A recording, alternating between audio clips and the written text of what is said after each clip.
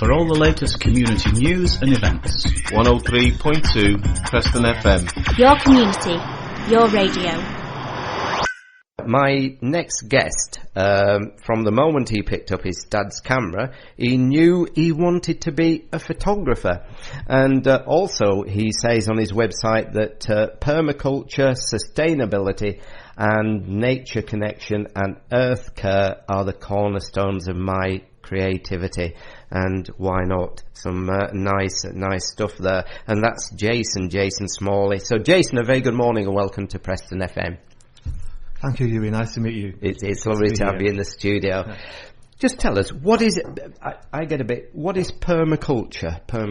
Right, permaculture is actually a method of agriculture which is permanent. It's moving away from the sort of consumerist methods you use in farming today to implementing a system which allows the earth to provide the food for you rather than dosing the land with chemicals all the time and herbicides. It's just using the earth to produce food. So to sustain things wherever possible, as natural as possible. Absolutely. It's a sustainable method of food production. Certainly with you on that one then. Yeah. So Jason, is that how it began? You actually picked up your dad's camera one day and photography, the interest began?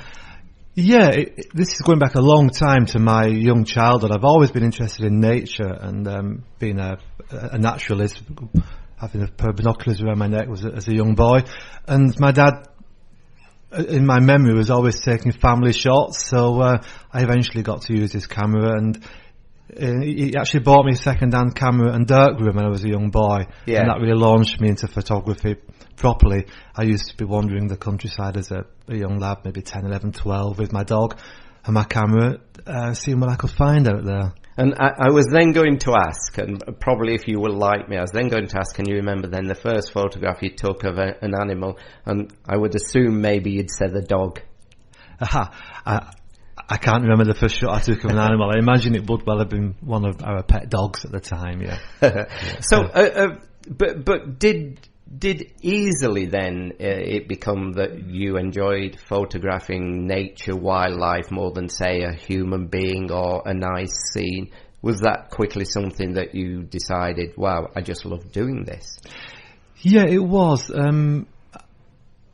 I did, and I still do enjoy taking landscape shots as well. It's everything about the countryside and nature, and it's every sort of face and facet that I enjoy shooting. I've never been big on taking shots of people, although commercially, and I've done a lot of commissioned work shooting people for magazines in my time, in my career.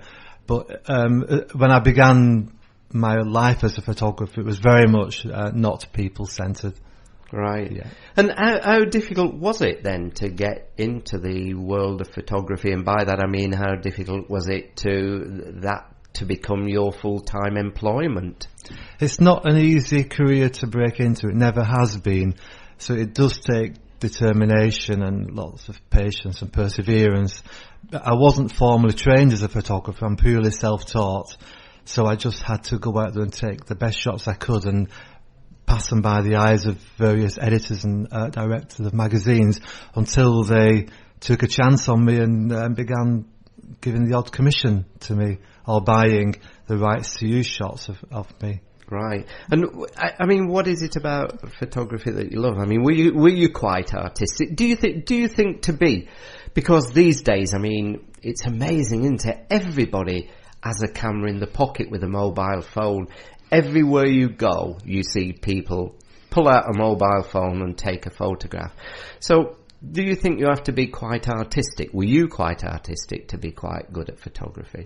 Well, to be honest, I did take art at school, at Southlands High School in Chorley, and I more or less flunked my GCE. I think I come out with a grade E, I think. I just couldn't Me do too. it. Yeah, I loved being artistic, but I couldn't actually use paints or pencils, and so I think photography was a tool that I used to express my creativity.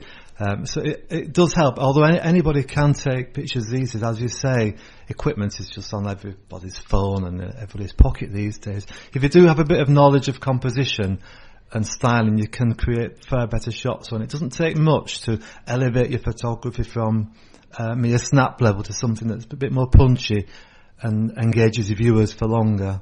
And how difficult was it then to kind of get your first commission? Was that a long time of sending out your work and going around the various, whatever to find a commission? How difficult was it? Yeah, it took me quite a while. I began by sending articles to magazines, pictures and text, speculatively to see if they wanted to use on magazines such as Lancashire Life, small special interest natural history and photography magazines. And once you've had a few published and you've got a bit of a portfolio together, then you've got a bit of a stronger case to present to editors of national magazines who can afford to pay a bit more. But then it did take quite a while to get my first ever commission, which I still remember to this day. What was that doing? It was actually shooting llamas on the borders of St Mary's Loch in Scotland, in the borders of Scotland. Right. Yeah. So, and that one's still with you? Well, that was my first commission. It was for Woman and Home magazine at least 25 years ago. Yeah. Yeah. And what about, of all the photographs that you've taken, do you have that one favourite that is yours and you look at it and you think, wow? Do you know, that changes every time I look at my shots. Is that right? Yeah. It's often one of the last ones I took that has that effect on me. And at the moment, my favourite shot is one that I took in autumn at Castlerigg Stone Circle during a one-to-one workshop session with a lady who booked me for the day. And it shot just before the sun rose, and there's 3 crows flying above the stones, and the light's just beginning to stream from behind the mountains, and all the grass is full of dew. And that really, for me, it sums up the spirit of Castlerigg. So that is currently my favourite shot. And when you're taking a shot like that, how long would you spend on the composition, or maybe spend prior to taking that one photograph? Oh, Hughie, as long as it takes, really. I think on that morning we arrived maybe at 6:30 in the dark, and I think we were taking shots until 8 o'clock. You just have to go with the light, because you can never arrive at exactly the right time. You need to see what grows and what develops, and you take a few shots, and then you think you can improve on that, and you'll change your position and tweak your composition and your settings, and just build and build until you get what for you becomes the ultimate shot of that day. Do you actually know when you actually press that shutter what you're going to get when it's developed? As a rule, yeah. Yeah. After doing it for all of my life, I now know when I take a shot exactly how I want to process the image to get the result I need. So I don't go out with a formulated idea of what I want to get. I go out with a blank canvas, but I do know when I've got, and I know how it's going to look at the end of the day. So just pressing the shutter at that moment, you think you've captured what you want to capture. Exactly, yeah. Although I always do carry on shooting a bit longer in the same spot just in case something else manifests for me. But I do have an idea that it's in the bag. Yeah. And has there been the photograph that out of the blue you've thought at the time maybe, I don't think that's going to be very good, but then you've developed it and you've thought, wow, that's beautiful?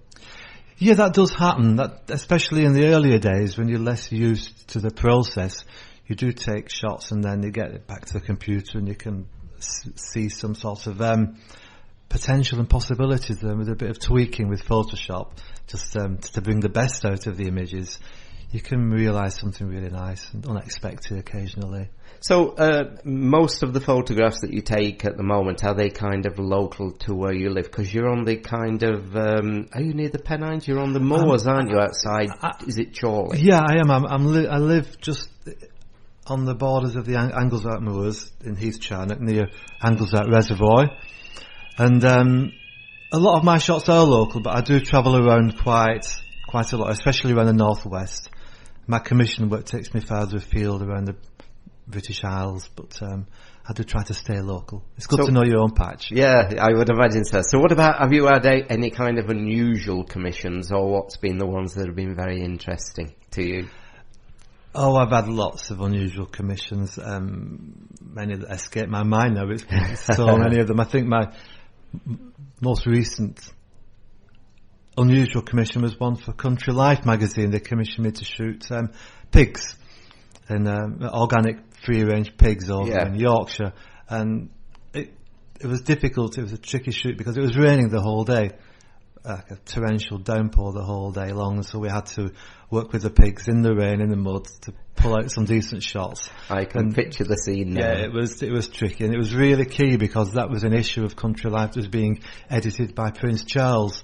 So the magazine were keen that they had to have the very best possible shots of pigs that they could to present to Prince Charles to put together into the feature. So I had to really pull all the stops out to get good images on that day. And I take it you were able to do that? Well, I did the best I could, and I was pleased with the shots. In fact, one of them is hanging on the wall of my living room now, so I think we pulled it off. Yeah.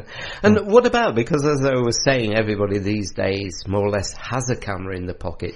Is photography more of an interest to people these days, or less, would you say? There's a lot more, obviously there's lots more people now taking photographs, and it's not viewed these days as much as a hobby, as something that people just do. You no longer need to know how to take a picture in order to take a good shot. So it is more prevalent. I will think less people put as much effort into it as they used to do, though. In actually taking the pictures, you mean? Yeah, and actual learning the skills and learning how to get the best from the equipment and the best from the photographs. Yeah. And I mean, when you go in a camera shop these days, and I would imagine that most of the equipment you use is top of the range equipment for photographs. Would I be right? It's reasonably high quality kit, yeah. But when if you were starting out and you go into a camera shop, there's so many. I mean, these days it's mainly the kind of compact cameras, isn't it? And the small ones. Are the decent cameras out there? If you do put that time in and you look for the composition, can you get that decent photograph, would you say, on cheaper cameras these days? Of course you can. It's not the equipment that matters, it's knowing how to use it, and also having the vision and putting the time into actually seeing your subject. £100 camera can give really good results. It's just a matter of learning how to use it. I take what I think are good shots with my iPhone camera. It's just a matter of approaching it in a different style, not using it as a piece of kit to take snaps, but giving it the respect of using it as a decent bit of photographic gear and putting time and energy into learning your skill and getting the best shot you can. So when you look back to the day, more or less you picked your dad's camera up and you got interested in photography, when you look back now, are you quite surprised that this has become your life? In a way, yes, although to be honest, right from back then I didn't see an alternative. I think you can only really make it as a photographer in this sort of field if you're really dedicated and determined. If you've got an alternative, you'll probably jump ship when the going gets tough and find another career. So I never saw an option to being a photographer. And in the world of photography, I mean, wildlife, etc., how difficult is that? Because, I mean, if you're photographing a person, you can ask them to stay still, you can ask them to smile. If you're photographing a scene, it's going to stay there. But, I mean, when you're doing wildlife, wow, a second and it's run.